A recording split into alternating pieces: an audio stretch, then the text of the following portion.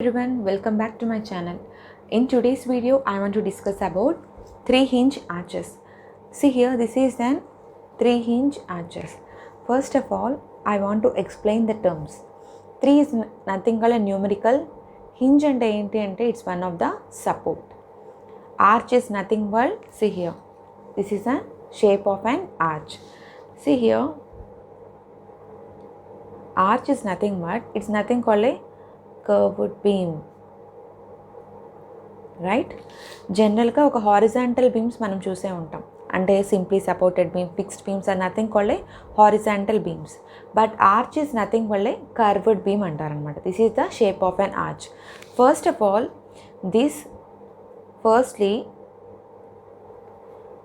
this arch shape was introduced by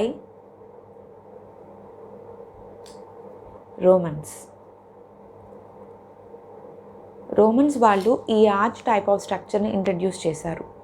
this is the shape of an arch. జనరల్గా ఈ type of arch type of structures అనేవి ఎక్కువగా ఎక్కడెక్కడ use చేస్తారనంటే, see here, generally more commonly used in long span బ్రిడ్జెస్లో. ఎక్కువగా ఈ type of long span బ్రిడ్జెస్లో ఈ type of arch type of structure చూసే ఉంటారు. నెక్స్ట్ వన్ ఎక్కువగా కల్వర్ట్స్లో యూజ్ చేస్తారు, బిల్డింగ్స్లో యూజ్ చేస్తారు. ఓకే, నెక్స్ట్ వన్ ఎయిర్ప్లేన్ హ్యాంగర్స్లో యూజ్ చేస్తారు, డ్యామ్స్లో కూడా యూజ్ చేస్తారు. ఓకేనా. జనరలీ ఈ type of arch type of structures ఎక్కువగా లాంగ్ స్పాన్ బ్రిడ్జెస్లో this is for example assume this is my long span bridges అనమాట. ఈ లాంగ్ స్పాన్ బ్రిడ్జెస్లో ఎక్కువగా ఈ ఆర్చ్ టైప్ ఆఫ్ స్ట్రక్చర్స్ని ఎక్కువగా ప్రిఫర్ చేస్తారు. మీకు ఇక్కడ ఒక డౌట్ రేస్ రావచ్చు, ఏంటంటే నార్మల్ హారిజాంటల్ బీమ్ కాకుండా ఈ ఆర్చ్ టైప్ ఆఫ్ స్ట్రక్చర్స్ని లాంగ్ స్పాన్ బ్రిడ్జెస్కి ఎందుకు యూజ్ చేస్తారు అనే డౌట్ మీకు ఇక్కడ రేస్ అవ్వచ్చు. వీడియో లాస్ట్ వరకు చూడండి అమ్మా, మీకు క్లియర్గా అర్థమవుతుంది. Okay, first this is the shape of an arch. ఇక్కడ మీకు ఒక టర్మ్స్ ఎక్స్ప్లెయిన్ చేస్తాను. ఈ టూ అనేది ఏంటి అని అంటే, these are nothing called the సపోర్ట్స్ని అబట్మెంట్స్ అంటారు, బట్రెసెస్ అని కూడా అని అంటారు. Here these are nothing called the abutments అంటే ఏంటంటే టోటల్ ఆర్చ్ యొక్క లోడ్ అనేది ఈ 2 అబట్మెంట్స్ మీద క్యారీ అవుతుంది. హియర్ ఫర్ ఎగ్జాంపుల్ ఇది ఒక లాంగ్ స్పాన్ బ్రిడ్జెస్ అనుకోండి. అబట్మెంట్స్ వచ్చేసరికి the first starting point of the bridge last ending point of the bridge మాత్రమే అబట్మెంట్స్ అంటారు. అలా మధ్యలో ఉన్న వాటిని పియర్స్ అని అంటారు, అంటే దీని ఇంటర్మీడియట్ సపోర్ట్స్ అని అంటారు. ఈ ఇంటర్మీడియట్ సపోర్ట్స్ని we will call as piers. And the first end and last end of the long span bridges is called as abutments అని అంటారు. Next point is crown. Crown అంటే ఏంటి అని అంటే, it's nothing called the upper most point of that arch. అంటే ఏంటంటే this is my arch, upper most point వచ్చేసరికి ఇదంటే మ్యాక్సిమం పాయింట్, దాన్ని క్రౌన్ అని అంటారు. ఓకేనా. నెక్స్ట్ వన్ స్పాండ్రల్ అంటే ఏంటంటే ఆర్చెస్ యొక్క ఎక్స్టీరియర్, అంటే ఏంటంటే సెంట్రల్ పోర్షన్, ఈ ఆర్చ్ షేప్ అనేది యాక్ట్ అవుతుంది, పైన బ్రిడ్జ్ అనేది మనం ప్లేస్ చేస్తాము. ఈ సెంట్రల్ పోర్షన్ చూసారా, ఈ పార్ట్ని ఇక్కడ నీకు షేడెడ్ పార్ట్ చూపించాను చూసారా పెన్సిల్తో, దీన్నే స్పాండ్రల్ అంటారు. ఓకే, ఈ టర్మ్స్ అనేవి చాలా important. Abutments is nothing called the walls on which arch carries its weight. ఈ వాల్స్ మీదే ఈ ఆర్చ్ టైప్ ఆఫ్ స్ట్రక్చర్ అనేది లోడ్ అనేది క్యారీ చేస్తుంది. Piers is nothing called intermediate సపోర్ట్స్ని మాత్రమే పియర్స్ అని అంటారు. మళ్ళీ అబట్మెంట్స్కి ఈ అన్ని అబట్మెంట్స్ అన్నా పియర్స్ అన్నా సేమే అనమాట, సపోర్ట్సే. But technically we will call as, ఒక బ్రిడ్జ్కి the first starting point and ending point వచ్చేసరికి అబట్మెంట్స్ అని, ఇంటర్మీడియట్ సపోర్ట్స్ వచ్చేసరికి పియర్స్ అని అంటారు. ఓకేనా. ఈ spandrel is nothing called the central portion, exterior of the ఆర్చ్కి, అంటే మనకి కనపడే arch type of structure exterior పోర్షన్ని దాన్ని స్పాండ్రల్ అని అంటారు. ఓకేనా. Next one, here I want to discuss some properties of an arch. Properties ఏంటంటే, this is my shape of an arch. ఈ షేప్ ఆఫ్ అన్ ఆర్చ్ అనేది first of all, see here, this is an arch shape of structure అన్నాను. ఓకేనా, I'm keeping as A point and B point. This is nothing called the span. అంటే ఏంటి? Span is nothing called the horizontal space between the two sides of an arch. ఓకేనా, span is nothing called the span అంటే ఏంటి అని అంటే horizontal. Span is denoted by L. L is nothing called a length. Horizontal space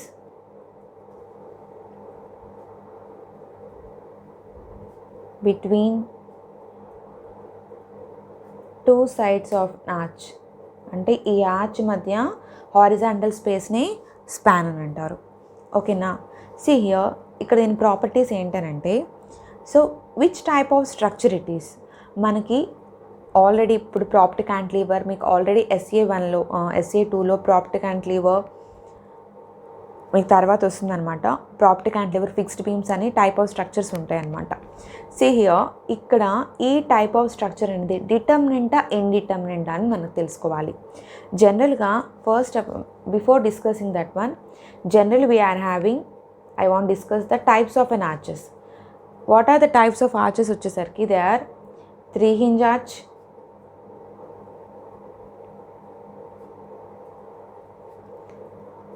2 hinge arch,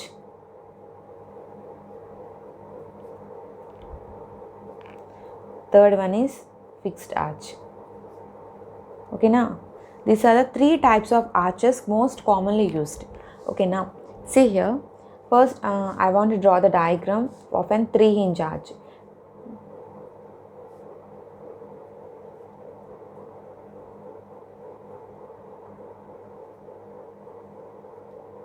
See here, this is my arch shape. క్లియర్గా రాలేదు, ఒకసారి check చేసుకోండి మా. జస్ట్ ఇక్కడ వచ్చేసరికి హింజ్ సపోర్ట్ అనేది ప్లేస్ అవుతుంది అనమాట. సి హియర్ ఇక్కడ ఏమన్నాము, 3 hinge arches. First one 3 hinge arches అంటే ఏంటంటే, this is my hinge support 1, this is my second hinge support 2 and this is my 3. So 3 hinges అనేది ఆర్చ్లో మనం ప్లేస్ చేసాం కాబట్టి దాన్ని 3 hinge arches అని అంటారు. ఓకేనా, నెక్స్ట్ వన్ 2 hinge arches అనేది ఎలా అంటే, ఇట్స్ నథింగ్ 2 hinges అంటే 2 hinges అనేది లొకేట్ అయింది, it is nothing called 2 hinge arch. Next one fixed arch వచ్చేసరికి ఎలా ఉంటుంది, this is my fixed arch, this is my 3 hinge arch, 3 hinge, 2 hinge and fixed arch.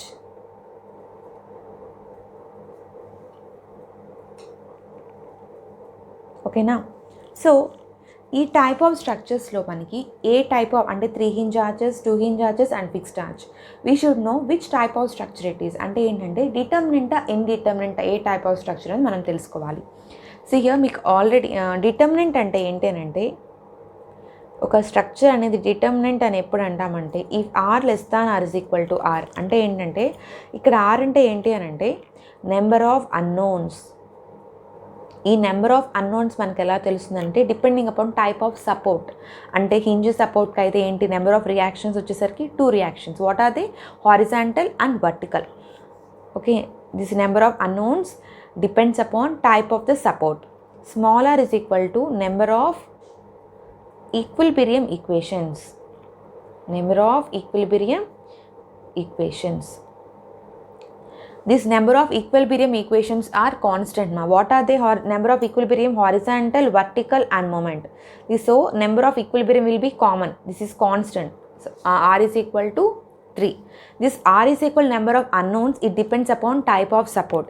See here, now we will see here 3 hinge arches.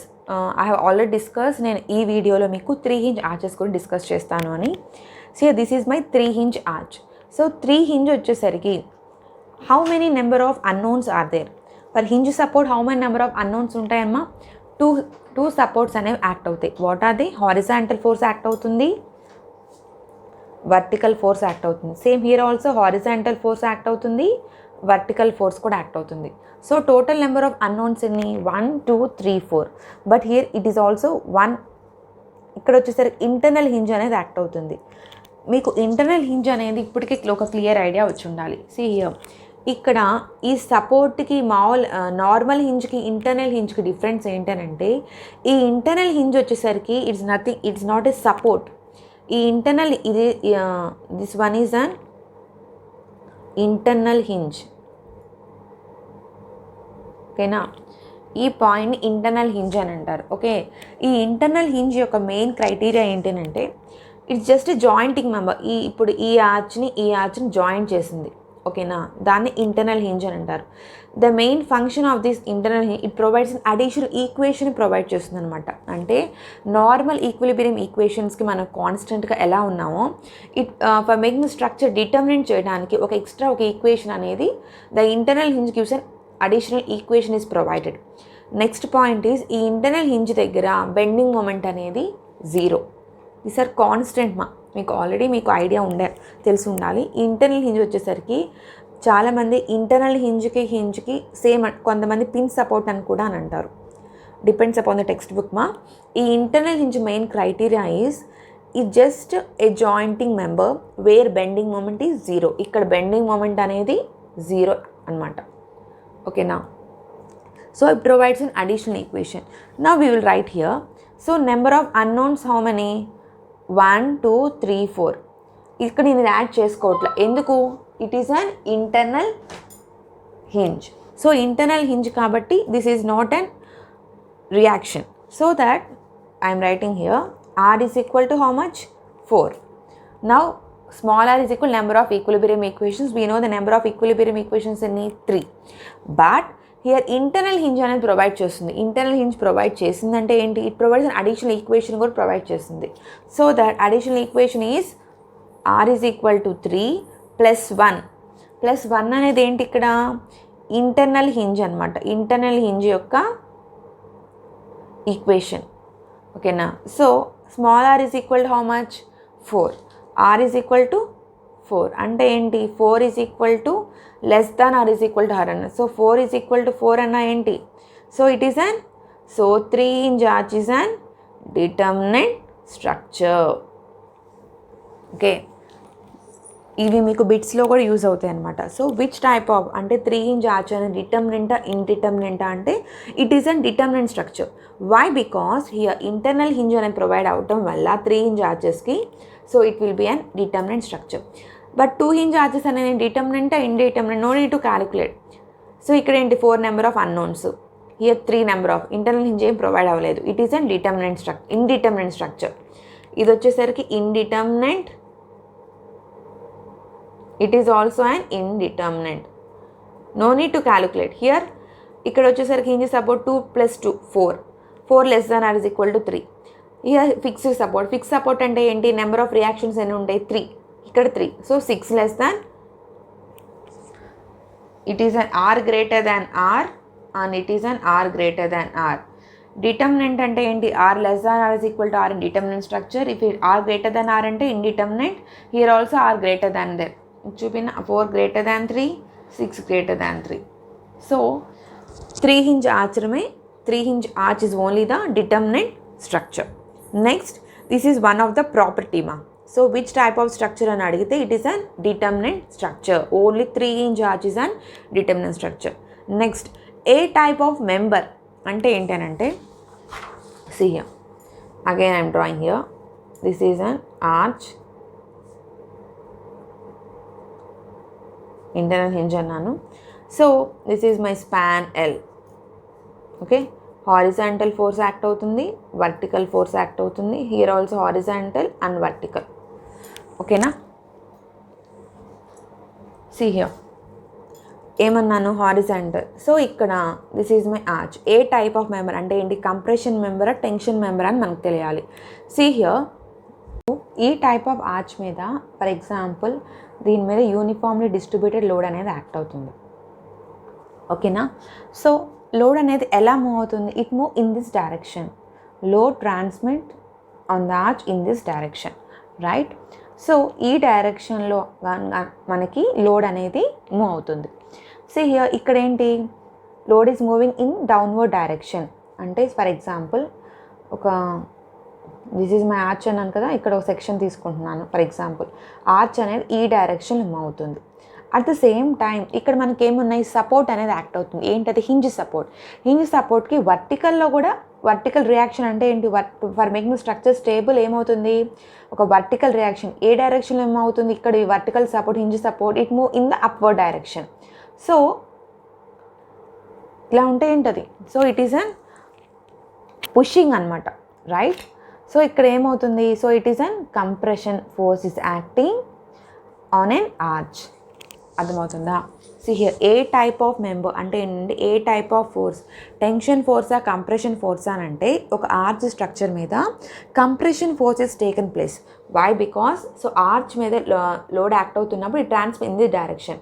At the same time support దగ్గర ఉన్నాం, for example this is my hinge support అన్నాను కదా, hinge దగ్గర ఏంటి, vertical support కూడా act అవుతుంది. So it move in the upward direction, so it will move in this direction. So so arch type of structure కింద ఉన్నది vertical support, so it will move in this direction. So it is an arch type of structure, is an compression member. Next one, ఇక్కడ మీకు ఒక doubt race అవ్వచ్చు. So horizontal force act అవుతుంది. So ఏమని చెప్పాను, previous videos ఒకసారి చూడండి అమ్మా. ఎప్పుడైతే సరే ఈక్వల్ అండ్ ఆపోజిట్ ఫోర్స్ ఉంటేనే అక్కడ మనకి ఆ స్ట్రక్చర్ స్టేబుల్ అవుతుంది అన్నాను. సో ఇక్కడ ఏంటిది, ఇక్కడ స్ట్రక్చర్ అనేది మూవ్ డౌన్వర్డ్ డైరెక్షన్, సో ఇక్కడ వర్టికల్ డైరెక్షన్ కాబట్టి, so upward force and downward force stable అయింది. బట్ కమింగ్ టు ఇక్కడ ఏంటది, horizontal force moving in this direction, ఈ డైరెక్షన్లో మూవ్ అవుతుంది అనమాట. సో ఇది స్టేబుల్గా ఉండాలంటే ఏంటి,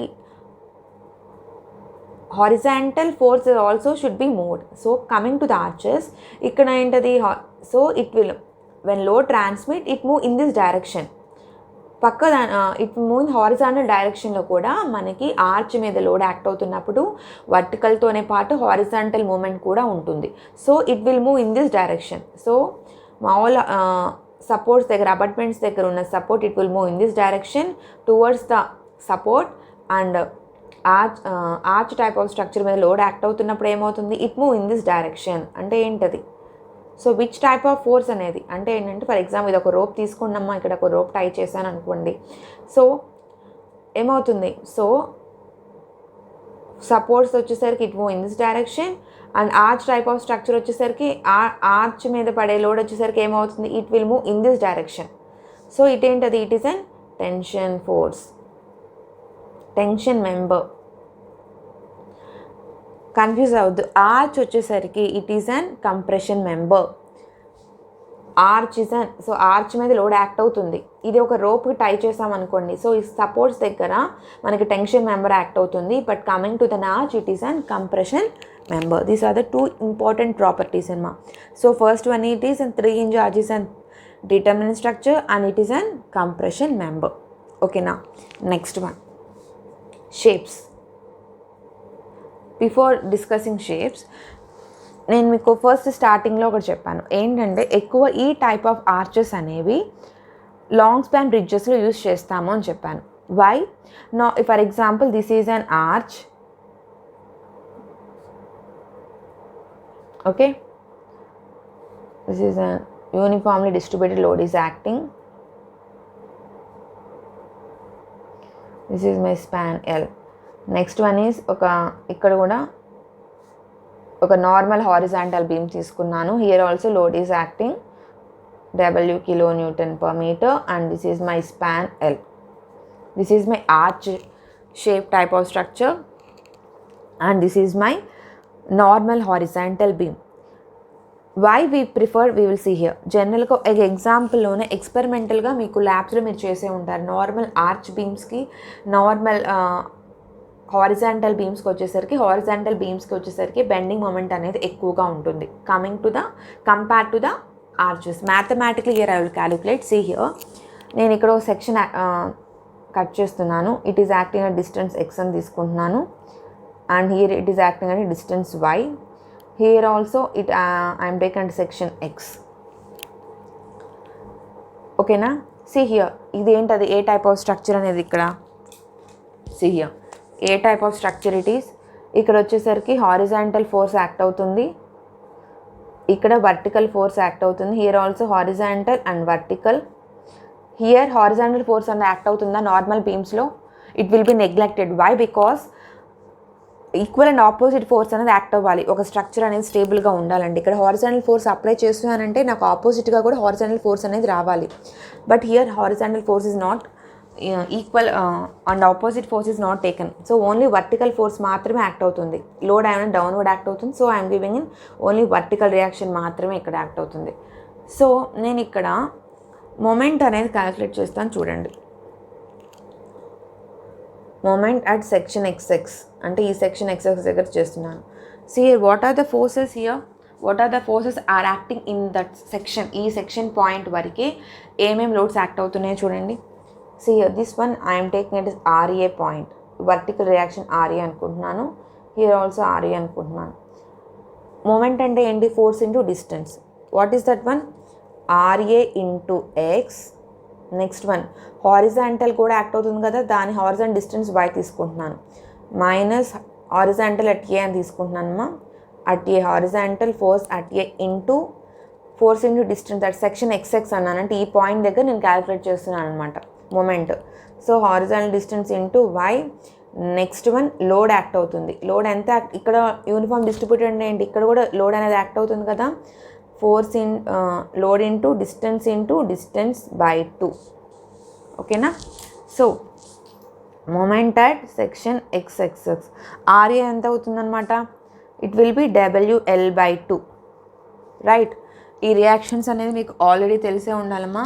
so it is nothing WL/2 into X minus HA into Y minus WX²/2. ఓకేనా? సి బట్ ఈ సెక్షన్కి వచ్చేసరికి ఈ బీమ్ హారిజాంటల్ బీమ్ నేను మొమెంట్ క్యాలిక్యులేట్ చేస్తున్నాను. Moment at section X X. ఇక్కడ ఏమవుతుంది? హియర్ ఆల్సో W యాక్ట్ అవుతుంది అనమాట. ఓన్లీ ఇక్కడ హారిజాంటల్ ఫోర్స్ అనేది 0. Why? Because equal and opposite అన్నాను. ఇక్కడ హారిజాంటల్ ఫోర్స్లో ఆ మూమెంట్ అనేది లేదు, ఓన్లీ ఇన్ ద వర్టికల్ డైరెక్షన్లోనే మూమెంట్ ఉంది కాబట్టి నేను ఇక్కడ వర్టికల్ ఫోర్స్ మాత్రమే ప్లేస్ చేసుకుంటున్నాను. So R A into X minus WX². Force in distance by 2 కదమ్మా. Load into x/2 like this.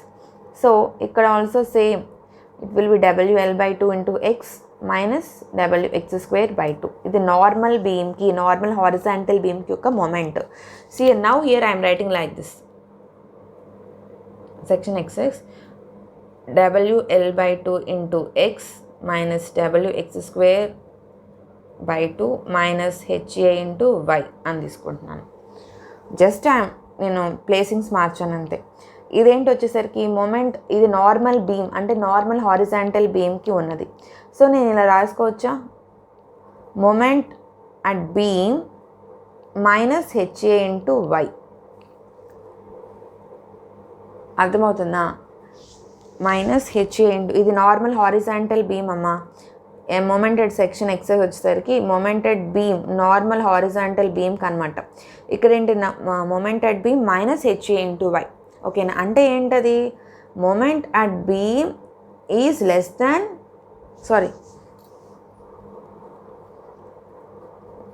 moment at arch is less than moment at beam. అంటే ఏంటి? ఇక్కడ see here ఫర్ ఎగ్జాంపుల్ న్యూమరికలే తీసుకోండమ్మా. న్యూమరికలే తీసుకుంటే for example నాకు ఇక్కడ moment at beam వచ్చేసరికి 5 వచ్చింది. So for assume చేసుకోండి మొమెంట్ అట్ బీమ్ 5 అనుకోండి.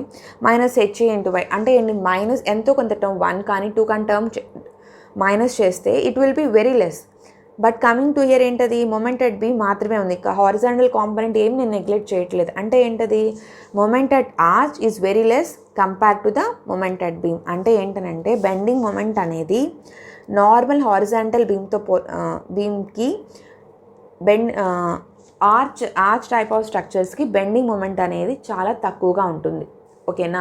So generally for long span బ్రిడ్జెస్కి ఎక్కువగా లోడ్ అనేది ఎక్కువ బేర్ చేస్తుంది కాబట్టి బెండింగ్ మొమెంట్ కూడా చాలా తక్కువగా ఉంటుంది కాబట్టి so we prefer for long span bridges కానీ కల్వర్ట్స్ కానీ అంటే ఎక్కువ లోడ్ బేరింగ్ కెపాసిటీస్ ఉన్న టైప్ ఆఫ్ స్ట్రక్చర్స్కి we will prefer arch type of స్ట్రక్చర్స్ని ప్రిఫర్ చేస్తాం. నార్మల్ హారిజాంటల్ బీమ్స్ కాకుండా we will prefer the arch type of స్ట్రక్చర్స్ని we will prefer. Why? Because ఇక్కడ క్లియర్గా ప్రూవ్ చేస్తాం అనమాట. ఏంటది?